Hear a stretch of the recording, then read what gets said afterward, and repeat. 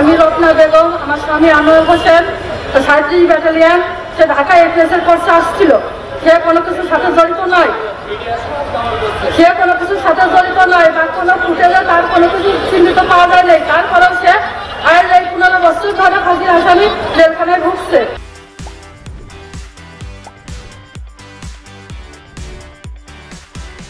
আপনারা বিচার করতেছেন যখন প্রথমে বিডিআরকে আসামি মনে করতেছেন, আপনাদের এই চিন্তা থেকে বেড়ে আসতে হবে। বিডিআর আসামি না, বিডিআর ষড়যন্ত্রের শিকার। বিডিআরকে ষড়যন্ত্র করে শিকার করা হয়েছে, বিডিআরকে ব্যবহার করা হয়েছে। এইখানে ভারতীয়রা তৎকালীন সরকারের সহযোগিতায় এখানে অনেকগুলো কথা দেখা হয়েছে, কিন্তু ঠিক নির্বাচনের আগে, আবারও বলতেছি, ঠিক নির্বাচনের আগে তখনকার সেনাবাহিনীকে বুঝ দেওয়ার জন্য বা আর্মি অফিসারদেরকে, শহীদ পরিবারকে একটা সান্ত্বনা দেওয়ার জন্য 2013 সালে 18,000 বিডিআর সদস্যদের চাকরিতে পুনর্বহাল করতে হবে এবং ক্ষতিপূরণ দিতে হবে। অন্যথায় যে কোনো অপ্রীতিকর ঘটনার জন্য বর্তমান সরকারকে দায়ী থাকতে হবে। আবার বলতেছি,